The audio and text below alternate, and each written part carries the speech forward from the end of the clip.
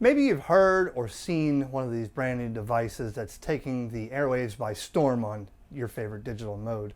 It's made by SharkRF. It's a little tiny device, and they call it the mic, the M1KE. And this device is basically a radio slash hotspot in your hand that works on Wi-Fi. And you can do any mode known to man on this thing, okay? I have a feeling and an opinion that something like this device is really polluting ham radio on the digital world. What do I mean by that? Why am I bringing this up? Oh, Eric, you must be a sad ham. No, that's coming in the next video, and I dare you to watch that video. I get on D-Star a lot, and I'm hearing a lot of people talk on this device. I've made a video in the past couple days ago about mic gain and how specifically these devices sound horrible if you don't have them set right. Now, to start, I haven't had a SharkRF product or open spot hotspot in years, but I have. Great units. Open spot 3 and the 2 and the 1 that I had, great units. Company seems to be right there for the customer, pushing out firmware updates and providing something that we don't have in ham radio. So I commend them for that. However, I have zero interest in ever touching one of these. And I'm going to tell you why. A lot of people that are on the air, like I said, they are new into the hobby, okay? And they're using this device to talk on Fusion and D-Star, DMR, and whatever other modes they've dumped into this thing. But the consensus is, from what I hear, is these people are choosing this device to eliminate having to ever own a radio, okay? I'm not wrong. If I am, leave a comment below if you haven't heard somebody say that. Because they want everything in one box, okay? And they want to do it all. But what I'm hearing online, on the air, is they don't need to ever buy a radio. They're not even sure they're going to a general because they have a device like this that does everything. They just need Wi-Fi. Okay. What's going to happen in 5 to 10 years if it keeps going this way? Now, that device has its purpose. I could see somebody that's not allowed to erect antennas, that's been a ham, and moved into an HOA, or you travel a lot and you don't want to have that stuff in your wife's car, and you want to keep in contact with your local buddies on your favorite reflector or talk group or room. Okay. But the fact of the matter is, you can tell that the people will tell you on there, I'm brand new, I just got this last week, and I'm super excited because I'll never need to own a radio. They finally, there's another one. I just got my license because they finally came out with a device like that, and I didn't want to spend money on all kinds of radios. That's going to hurt the hobby, okay? That is going to destroy question 1 in your exam, which is, what is ham radio, right? And that is, yes, it's a service to protect human life and property from danger, and it's also to promote and keep going the radio phase of radio arts, if you will. That's how they pronounce, put it there. Okay, so what does that mean to the person that just got their license? Let's fast forward a couple years with their mindset and know that when a simple handheld is in their hand, they're not going to know how to use it, okay? As a ham for 22, 23 years, I could stumble my way through a lot of different handhelds. I mean, I can go through a lot of the China handhelds. I can grab somebody's Icom these days and know exactly how to put my 52 or 51 or 50 or 4100 or a couple Yaesu Fusion radios. I can grab a FT2D, a 5D, a 1D, and know how to get on. And know the radio arts on what a radio is doing with a repeater, when you need to know when you're out of range, how to make your range better, when to know what power to use and what kind of antenna to hit that repeater. Or talking about HF, general, I mean, we're not talking just 10 meters, oh, he's just a tech. No, they don't want to be a general. They don't want to get on HF on 10 meters because the world has been given to them in this little device.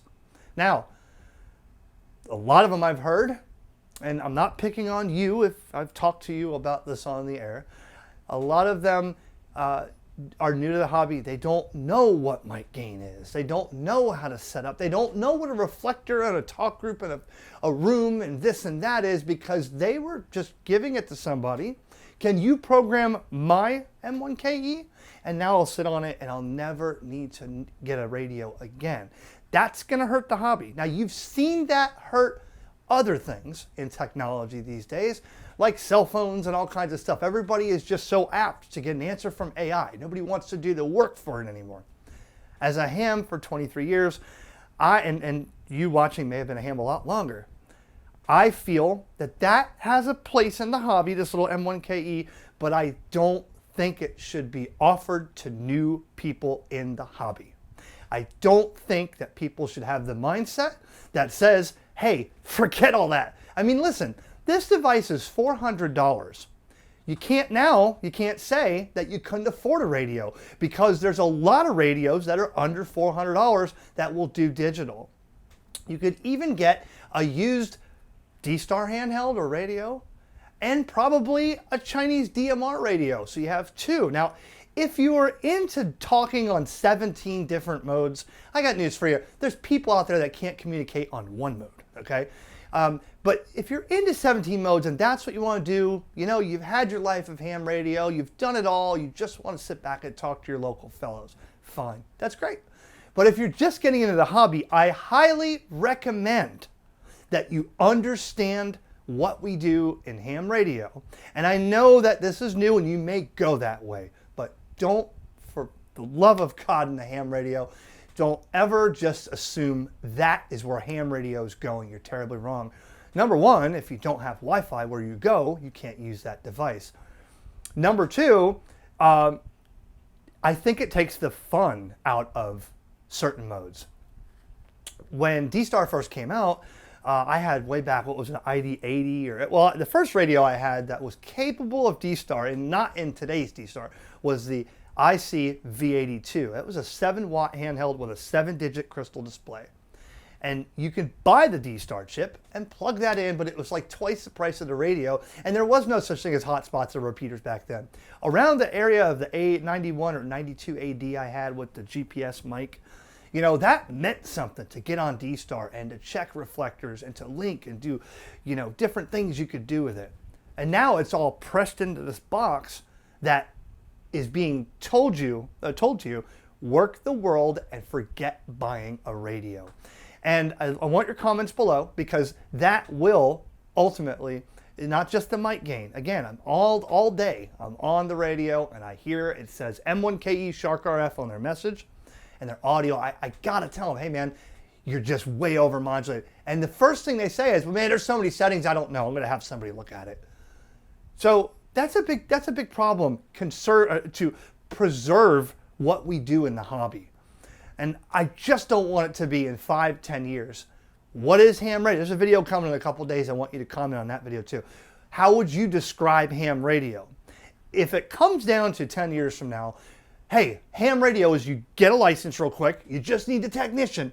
That's all you need. Use Ham Radio Prep and the code ERIC20, save 20%. You'll be a ham in a week. Spend $400 on this device, and that's it.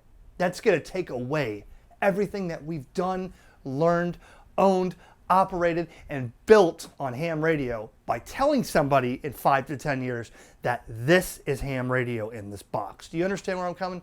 This shows the passion of why I jumped formats on YouTube and decided to focus exclusively on the hobby, because if it keeps going this way, a lot of us that have put all our life into ham radio is going to be sadly disappointed when all we're talking to are a bunch of people with digital hotspots in their pocket with a Wi-Fi connection. I mean, there's people using M1KEs to log. Hold on, let me put you in the log on QRZ.